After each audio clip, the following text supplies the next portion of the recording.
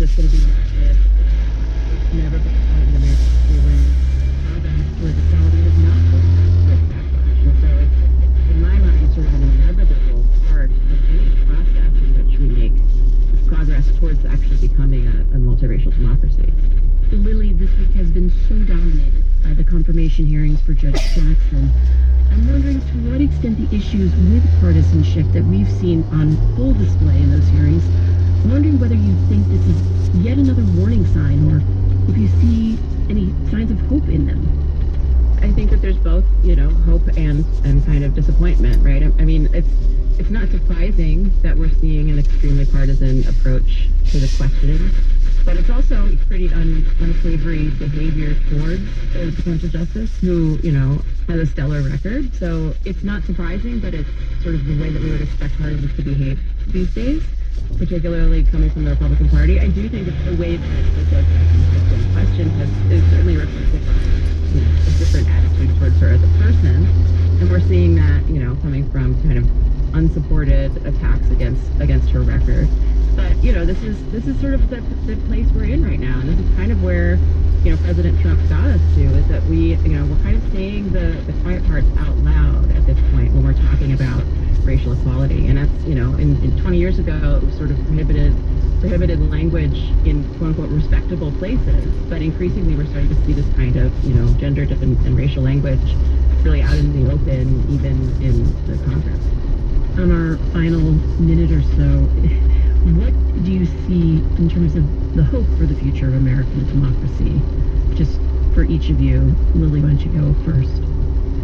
The most hopeful potential future is one in which we actually do really start to kind of live up to the things that we've enshrined in the Constitution, and specifically the 14th and 15th Amendments of the Constitution, where, actual equal protection under the law, right, equal voting rights for everyone, having, less or preferably no institutionalized prejudice against any American. These are very far off goals, but we have been making progress in that direction. And so the backlash that we're seeing is evident.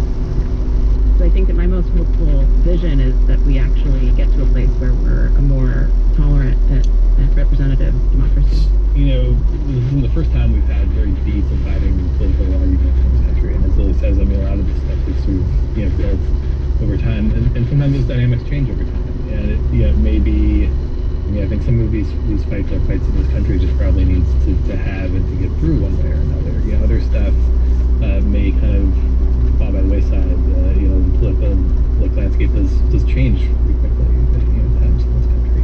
So I think it's probably the best hope for the future is this sort of the uncertainty about what's coming. It could be bad or it could be not so bad. Charles Homans is staff writer at the New York Times and the New York Times Magazine, and Dr. Liliana Mason is associate professor of political science at Johns Hopkins University and author of Uncivil Agreement: How Politics Became Our Identity. Thank you both so much. Thank you. Thank you.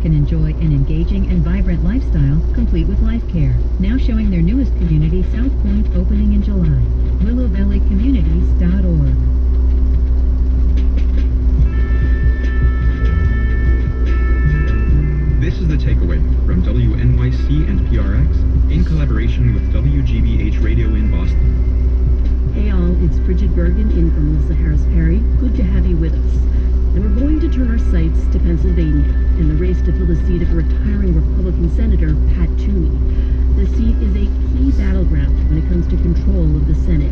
And today, we're going to focus on the crowded Republican field as it heats up ahead of the primaries in May. The campaign ads are hitting the airwaves, giving us a taste of the kind of rhetoric to come throughout this midterm cycle and beyond. The Republican candidates getting the most attention are David McCormick, once the head of the largest hedge fund in the world, and Mehmet Oz, otherwise known as television personality Dr. Oz. And both have been spending big money on attack ads. David McCormick got rich off us.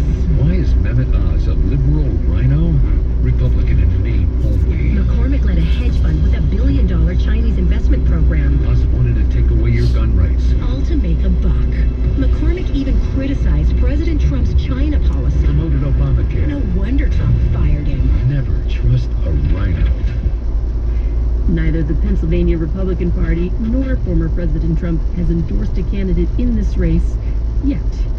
So let's talk with Katie Meyer, political reporter for WHYY. Thanks for being here, Katie. Thanks for having me. Okay, Katie, we mentioned McCormick and Dr. Oz, but the full Senate GOP field is bigger than that. So just briefly, can you tell us who the other candidates are? Sure. So there's a third candidate who has gotten some traction, and that's Jeff Bartos. He's a real estate developer from outside of Philadelphia. And then there are a bunch of other candidates that are kind of in the mix. There's Carla Sands, who has some connections to Trump. There is Kathy Barnett, who was sort of, I would say, a freelance investigator of sort of baseless election fraud claims. But the race really has boiled down to Bartos a little bit, but mostly Oz and McCormick. And the biggest reason for that, honestly, is they are both very, very rich men, and they've put a lot of their own money into the ads that two of them you just played, but they're just blanketing Pennsylvania right now. And also, they have very powerful PACs backing them. So these guys, again, they have a ton of cash, and that has really affected this race. Can you talk a little bit about how McCormick's campaign has focused on Dr. Oz's dual citizenship with Turkey? Is this an indication that Republicans are really leaning into identity politics locally and nationally? It is interesting. So Dr. Oz, I should say Mehmet Oz, he's a dual citizen of the U.S. and Turkey. He's Turkish-born, and he's Muslim, and he's got family there. His mother lives in Turkey, and so McCormick's campaign, they haven't really focused on the fact that he's Muslim. He would be the first Muslim U.S. senator, but they have leaned into the Turkish citizenship part as sort of this national security issue, and they called on him to renounce his citizenship. And originally he said he wouldn't, but then he did say, oh yes, no, if I became a U.S. senator, I would renounce my dual citizenship. But then he did also try to say, this is a racist smear against me.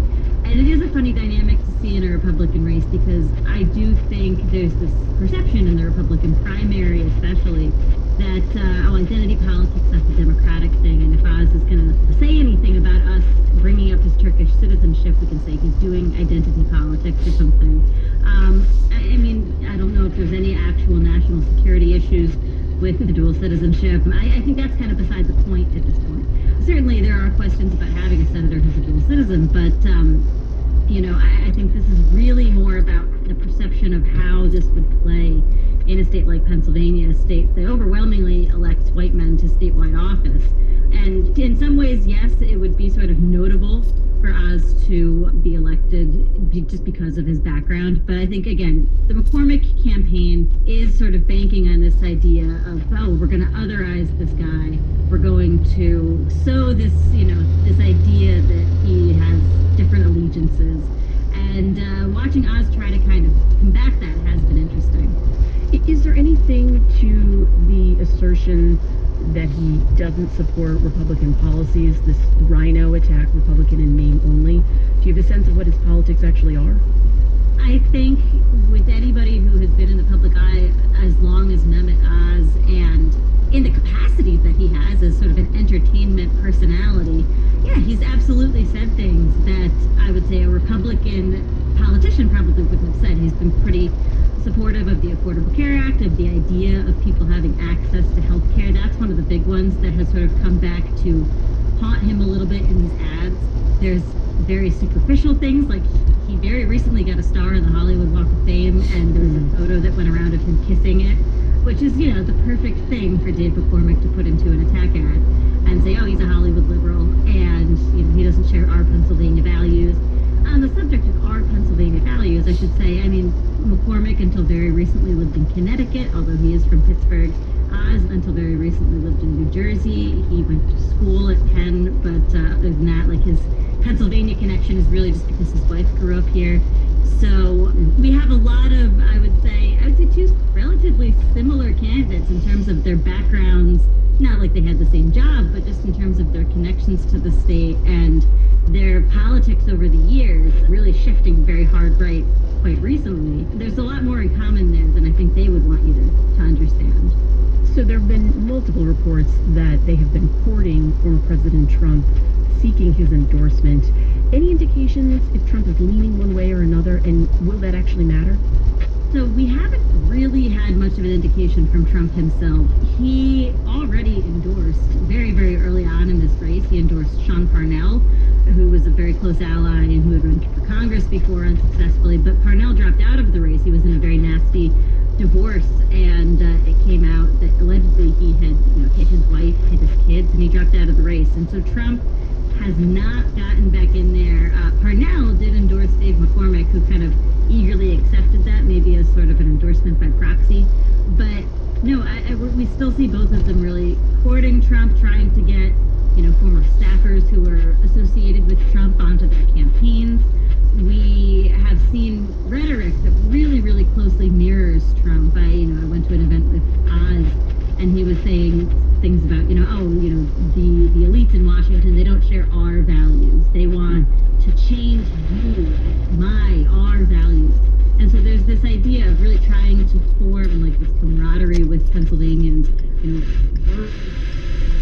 people who kind of been affected by loss of industry, that in the same way Trump did. And whether they're going to be successful in that, who's to say? But obviously either one of these candidates would jump at an endorsement. We're going to have to leave it there. Katie Meyer, reporter for WHYY. Thank you for joining us today. Thank you. The Takeaway is supported by Indeed with Instant Match, a hiring tool instantly delivering to businesses a list of candidates whose resume on Indeed match the job description. Learn more at Indeed.com.